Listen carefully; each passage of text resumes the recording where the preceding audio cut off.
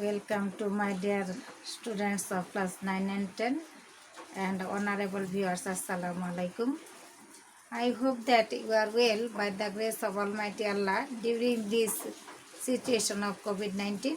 I am also well. Now I am taking your online class. I am Sultana Afroz, Assistant Teacher English, Palijuri FM High School, Madharganj, Jamalpur. My dear learners, in last class I discussed about the most important topic, participle. Now I will discuss about the most important topic. Notice the examples. সুপ্রিয় শিক্ষার্থীবৃন্দ, notice the sentences অর্থাৎ বাক্যগুলো লক্ষ্য করো। Swimming is a good exercise. I like reading. সুপ্রিয় শিক্ষার্থীবৃন্দ, যে আমাদের আজকের যে আলোচনা, এই আলোচনায় আমাদের যে দুটো বিষয় জানতে হবে, একটা হলো ভার্ব এবং নাউন। ভার্ব নাউন এই দুটি বিষয় আমাদের কি খুবই গুরুত্বপূর্ণ। আমাদের চিনতে হবে প্রথমে ভার্ব, এরপর নাউন। নাউন সম্পর্কে আমরা আগে জেনেছি যে নাউন কি, noun is the name of anything, কোনো কিছুর নামে হচ্ছে নাউন। আর verb is the doing word. Doing word, ভার্বের আরেক নাম হচ্ছে ডুইং ওয়ার্ড, আর নাউনের নাম হচ্ছে naming word. Naming word, naming word. সুপ্রিয় শিক্ষার্থীবৃন্দ, আমরা লক্ষ্য করব যে প্রথম বাক্যে সুইমিং, এখানে সুইমিং প্রথমে আমাদের সুইম হলো ভার্ব। সুইম ভার্ব, এর সাথে আইএনজি যুক্ত হয়েছে, হয়ে নাউন, নাউন হয়েছে। ভার্ব প্লাস আইএনজি নাউন কীভাবে হলো? কারণ swimming is a good exercise. This is one kind of swimming is one kind of noun, one kind of exercise. Swimming is one kind of exercise. Exercise. I like drawing. I like doing, verb plus ing equal noun. অর্থাৎ আমরা এই যে verb plus ING equal noun, এই দুটোকে আমরা, অর্থাৎ verb plus ING যখন ভার্বের সঙ্গে আইএনজি যুক্ত হয়ে নাউন হিসেবে কাজ করবে, তখন তার নাম হয়ে যাবে জিরান্ড। সুপ্রিয় শিক্ষার্থীবৃন্দ, আজকে আমাদের আলোচনার বিষয় জিরান্ড। আমি আগেই বলেছি যে জিরান্ড পড়তে গেলে আমাদের অবশ্যই ভার্ব এবং নাউন জানতে হবে। সুপ্রিয় শিক্ষার্থীবৃন্দ, তোমরা অবশ্যই খাতা কলম নিয়ে প্রস্তুত থাকবে।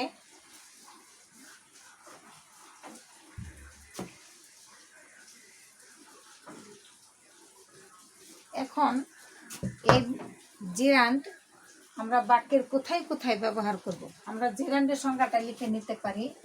ডেফিনিশন অফ জিরান্ড, ডেফিনিশন, ডেফিনিশন অর্থাৎ সংজ্ঞা আমরা লিখে নিতে পারি যে ভার্ব এর প্রেজেন্ট ফর্মের, present form or base form, base form এর সাথে আইএনজি যুক্ত হয়ে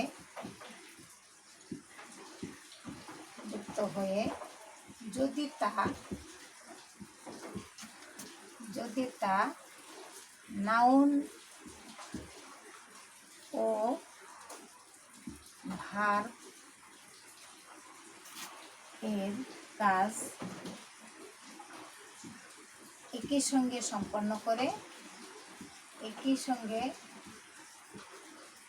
সম্পন্ন করে, তাকে জিরান্ড বলে।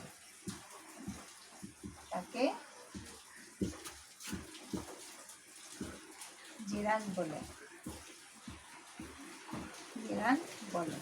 সুপ্রিয় শিক্ষার্থীবৃন্দ, তোমরা এই সংজ্ঞাটা খাতায় লিখে নিতে পারো যে ভার্বের প্রেজেন্ট ফর্ম আর বেস ফর্ম, অর্থাৎ প্রেজেন্ট ফর্ম বা বেস ফর্ম একই জিনিস। প্রেজেন্ট ফর্মের সাথে আইএনজি যুক্ত হবে এবং যদি তার নাউন এবং ভার্ব, অর্থাৎ প্রথমে ভার্ব হিসেবে কাজ করবে, তারপর নাউন হিসেবে একই সাথে নাউন এবং ভার্বের কাজ সম্পন্ন করে তাকে কি বলে? জেরান্ড বলে। এবং জেরান্ডের আরেকটা, জেরান্ডকে আমরা ডাবল পার্টস স্পিচ হিসেবে বলতে পারি। সুপ্রিয় শিক্ষার্থীবৃন্দ, নিশ্চয়ই তোমরা খাতায় সংজ্ঞাটা লিখে নিয়েছ।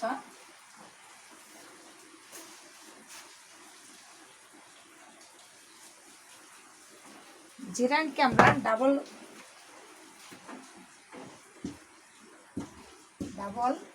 পার্টস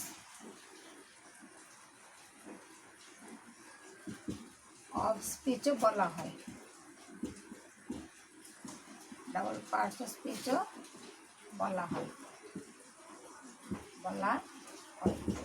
কারণ জেরান্ডের আরেক নাম, জেরান্ডকে আমরা ডাবল পার্টস অফ স্পিচ হিসেবে বলে থাকি। কারণ যেহেতু ডাবল পার্টস অফ স্পিচ, প্রথমে ভার্ব, এটা একটা পার্টস অফ স্পিচ, তারপর প্লাস কি হিসেবে বসে? নাউন। এই দুইটা মিলে, অর্থাৎ যেহেতু দুইটা পার্টস অফ স্পিচ, ভার্ব একটা পার্টস অফ স্পিচ এবং নাউন একটা পার্টস অফ স্পিচ, তাই একে আমরা ডাবল পার্টস অফ স্পিচ বলবো। পার্টস অফ স্পিচ বলবো। সুপ্রিয় শিক্ষার্থীবৃন্দ, এই জেরান্ডের কিছু ব্যবহার আছে। There are many usage of gerund. আজ আমরা সংক্ষিপ্ত আকারে কয়েকটি ব্যবহার সম্পর্কে আলোচনা করব। সুপ্রিয় শিক্ষার্থীবৃন্দ, প্রত্যেকে তোমরা উদাহরণ লক্ষ্য করো। যে 1 নম্বর, যে অ্যাজ সাবজেক্ট, অর্থাৎ gerund is used as subject in a sentence, অর্থাৎ জেরান্ড বাক্যে সাবজেক্ট হিসেবে ব্যবহৃত হয়। For example, smoking is injurious to health. Smoking, এটা কিভাবে আমরা একে জেরান্ড বলবো? জেরান্ড কিভাবে বলে? এটা কিন্তু জেরান্ড, অর্থাৎ প্রথমেই স্মোক হলো ভার্ব, তারপর আইএনজি ইকুয়াল নাউন। এটা একটা অভ্যাস, habit, one kind of habit. এই স্মোকিংটা হলো habit, one kind of habit, একটা অভ্যাসের নাম। একটা অভ্যাসের নামকে বোঝানো হয়েছে যে smoking is injurious to health, ধূমপান স্বাস্থ্যের জন্য ক্ষতিকর। অর্থাৎ যখন আমরা ভার্ব এর সাথে আইএনজি যুক্ত করব, প্রথমে আমাদের দেখতে হবে যে এটা ভার্ব কিনা, এবং এর সাথে আইএনজি যুক্ত হয়ে সেটা নাউন হিসেবে যদি কাজ করে, তখনই তাকে আমরা এই জেরান্ড বলতে পারবো। এবং জেরান্ড বাক্যে কী হিসেবে বসছে? As subject. এই বাক্যে জেরান্ড সাবজেক্ট হিসেবে বসতে পারে। আমরা জানি যে subject may be noun or pronoun. একটা সাবজেক্ট নাউনও হতে পারে, প্রোনাউনও হতে পারে, কিন্তু জেরান্ডের ক্ষেত্রে এখানে প্রোনাউন হবে না, এখানে আমাদের নাউনই ইউজ করতে হবে। দ্বিতীয়টি as object. I like reciting. আমরা জানি যে অবজেক্ট কি? অবজেক্ট কি বা কাকে দ্বারা প্রশ্ন করলে আমরা যে উত্তর পাবো তাকে আমরা বলবো অবজেক্ট। কি বা কাকে দ্বারা প্রশ্ন করলে যে উত্তর পাবো তাকে আমরা অবজেক্ট বলবো। অবজেক্ট দুই প্রকার। হলো ডাইরেক্ট অবজেক্ট, একটা হলো ইনডাইরেক্ট অবজেক্ট। এখন ডাইরেক্ট অবজেক্ট কোনটা, এখন আমরা লক্ষ্য করব। আমি এক্সাম্পল লিখব, আই টিচ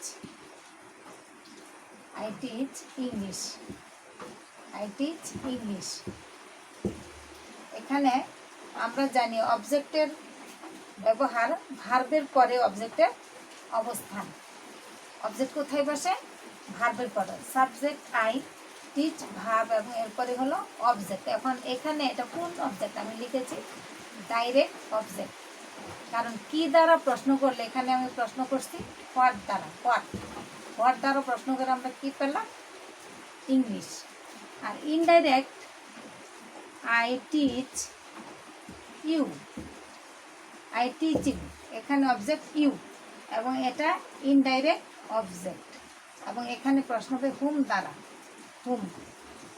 হুম দ্বারা প্রশ্ন করে আমরা কি পাবো?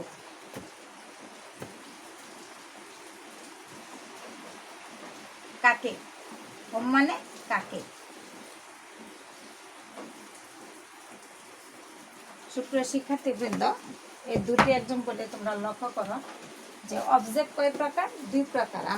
আমি আগেই বলেছি যে কোনো বাক্যে কি বা কাকে দ্বারা প্রশ্ন করলে যে উত্তর পাওয়া যায় তাই অবজেক্ট। অবজেক্ট দুই প্রকার, ডাইরেক্ট, ইনডাইরেক্ট। এখন আই টিচ ইংলিশ, আমি পড়াই। কি পড়াই? What what do I teach? What do I teach? আমি কি পড়াই? I teach English. I teach English, আমি ইংরেজি পড়াই। এখানে ইংলিশটা হলো ডাইরেক্ট অর্থাৎ সরাসরি, আর ইনডাইরেক্ট হলো I teach you. I teach you, আমি পড়াই তোমাদেরকে। Whom do I teach you? Whom do I teach? আমি কাদেরকে পড়াই? আই টিচ ইউ, আমি তোমাদেরকে পড়াই। অর্থাৎ এখানে হুম দ্বারা প্রশ্ন করে আমরা উত্তর পেলাম ইউ, তাকে। এটা ইনডাইরেক্ট অবজেক্ট।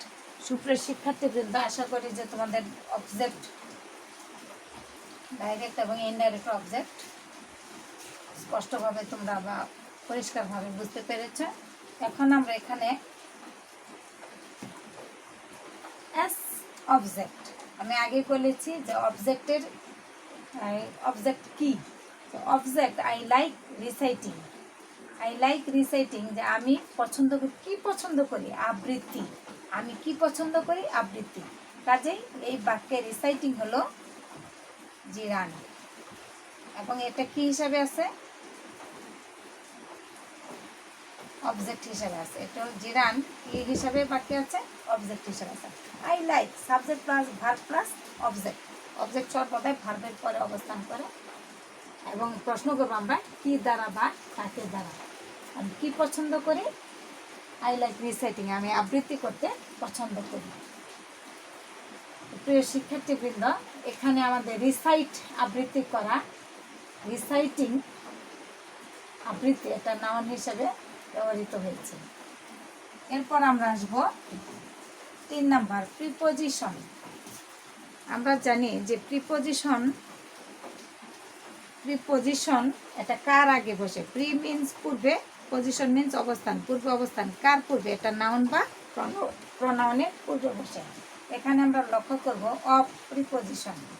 অফ প্রিপোজিশন, অফটা হলো preposition.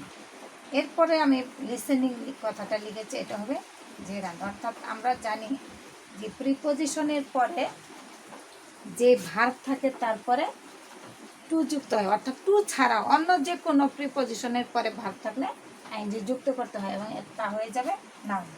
He is fond of listening to music, তার পছন্দ হচ্ছে গান শোনা। এরকমই আমি এনাদার এক্সাম্পল দেবো, আরেকটা এক্সাম্পল দেবো, যেমন he is expert in speaking English. Speaking English, is expert in speaking English. In, এটা হলো প্রিপোজিশন, সে দক্ষ বা পারদর্শী। হি ইজ এক্সপার্ট, সে পারদর্শী ইন স্পিকিং ইংলিশ, ইংরেজিতে কথা বলা। স্পিকিং, এটা হবে gerund. Speaking, speak plus ING, speak plus ING. আচ্ছা, এরপর আমরা দেখব ইম্পারেটিভ সেন্টেন্সে। ইম্পারেটিভ সেন্টেন্স আমি দুটি এক্সাম্পল লিখেছি, যে স্টপ রাইটিং। আমরা জানি যে ইম্পারেটিভ সেন্টেন্সে সাবজেক্ট থাকে না, অর্থাৎ সাবজেক্টটা উজ্জ্বল থাকে এবং সেকেন্ড পারসনকে বোঝায়। স্টপ রাইটিং, লেখা বন্ধ করো। এখানে স্টপ মেইন ভার্ব, এবং রাইটিং এর পরে রাইট, লেখা, এর সাথে আমি আইনজি যুক্ত করে এটা লিখেছি রাইটিং। স্টপ রাইটিং, লেখা বন্ধ করো, এটা হবে জিরান। আরেকটা এক্সাম্পল লিখেছি স্টার্ট রিডিং, পড়া বন্ধ করো, এই বাক্যে এটা হবে জিরান। অর্থাৎ ইম্পারেটিভ সেন্টেন্সে আমরা জানি যে প্রথম ভার্বের পর আমরা যদি আরেকটা ভার্ব ইউজ করি, সেই ভার্বটার সঙ্গে কি যুক্ত হবে? আইএনজি যুক্ত হবে, এবং তা হয়ে যাবে নাউন, অর্থাৎ জিরান। এরপর আমরা দেখব কমপ্লিমেন্ট। সুপ্রিয় শিক্ষার্থীবৃন্দ, কমপ্লিমেন্ট শব্দের সাথে হয়তো বা তোমরা কম পরিচিত। কমপ্লিমেন্ট শব্দের অর্থ হচ্ছে পূরক। কমপ্লিমেন্টের অর্থ হচ্ছে পূরক, অর্থাৎ এটা সাবজেক্টের, অর্থাৎ এটা ভার্বের পূরক। এই কমপ্লিমেন্টটা বসবে ভার্বের পূরক হিসেবে, এবং এখানে সর্বদাই বি ভার্ব থাকবে। ইজ এটা হলো বি ভার্ব অর্থাৎ প্রিন্সিপাল ভার্ব, এটা হলো প্রিন্সিপাল ভার্ব। এবং এখানে learning, learn plus ING, writing is learning, লেখাটাই শেখা, লেখাটাই শেখায়। আমরা যদি সাবজেক্ট হিসেবে ধরি জেরান তাহলে হবে রাইটিং, আর যদি এই কমপ্লিমেন্ট হিসেবে ধরি এখানে আরও কিছু দিয়ে আমরা যুক্ত করতে পারি বাক্যটিকে। যেমন লার্ন প্লাস আইএনজি লার্নিং, অর্থাৎ এটা হয়ে গেছে কি জিরান। এরপর আছে মাই হবি ইজ ফিশিং, এটা প্রিন্সিপাল ভার্ব অর্থাৎ কমপ্লিমেন্টের আগে সর্বদাই কি প্রিন্সিপাল ভার্ব ইজ বসে এবং এরপরে কি থাকে আইএনজি যুক্ত থাকে, ভার্বের সাথে আইএনজি যুক্ত থাকে, এটা হবে জিরান। মাই হবি ইজ ফিশিং, আমার শখ হচ্ছে মাছ ধরা। এরপর আমরা দেখব compound noun. This is the most important use.